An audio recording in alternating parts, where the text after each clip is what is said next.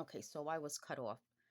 So the last thing I want to talk about is just taking care of our health. We grew up with people telling us all the time, you got to eat right, you got to eat the things that are natural, things you can just pick up or pick wherever you are or pick at the store and it's ready to be eaten. Fresh foods, fresh fruits and vegetables, eat it on a regular basis. I'm going to link a few playlists so that if you guys are interested, if you like the crafts that I show you, I have playlists where I just take crafts and I just link it. There are some great DIYers out there, and that's exercise. This is all exercise, meaning sometimes we don't feel like working out or, doing the exercise, but this is exercise. You're using your hands, you're using your eyes, you're working your muscles. Your biggest They say this isn't a muscle, but let's just say if your brain were a muscle, this would be the probably one of the most important muscles. You're working your mind, and it gets you away from whatever stress and stuff you're going through. So that's part of taking care of yourself. So it's not just, doing something. It's listening to music to if you're dealing with, like I'm dealing with, frequencies and sounds and noises and voices, the music is a good way of taking you out of that for a moment. Um Eating right, finding things that are anti-inflammatory, getting rid of all that inflammation in our bodies, um and then dealing with whatever some of the symptoms are, making sure that you do get a doctor to look at things so you have medical reports, because that's the only way we're going to see, well, what else, what other symptoms can this create.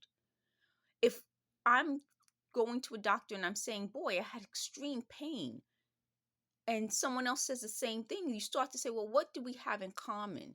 If you say, okay, I had a lot of inflammation, look at, you can see it, it's physical. And what else is someone else? So if you're going through what I'm going through, and you're afraid to go to the doctor, you don't have to have them do anything to you. It's, you could just get their opinion, and you can also ask them, could I have a letter? Could you create a medical report for me? Because even if you don't want to go through a regular system of having a doctor look at it, by having a medical report, God forbid something happens to you, your family could say, well, this is what the doctor said, and it won't just be what we are talking about. So I think what I'm trying to say now is that there's got to be a way that we can document it, but document it with professionals. So you don't have to have them treat you, but at least a medical professional will see you, make a note of it. You'll have a medical record. You can look at it later on. Something you may have forgotten will be documented, and it will hopefully, God willing, make a difference. So now let's talk about the voices. They're upset because what else? I feel like this, that in a way this has nothing to do with me, and I keep saying that. Like, their emotional state's always angry, rage, upset, that I am not listening to them. Do you understand how that's changed from the beginning, where I'm the bad person? This is to help you, to now it's me helping them. It's me feeling like I must listen to them, not because I did something wrong and I need to be punished, but because they want to be heard. Completely different. Completely different. And I would spend all day arguing why. But by me doing the videos over the years, you can actually see how these voices and what they're saying explains a lot of what I'm going through. They just said they're worried for their safety. What about my safety? Oh, that wasn't a worry. To lie on me and call me some of the worst things ever, that wasn't a priority. That's their word. They said priority. That wasn't a priority.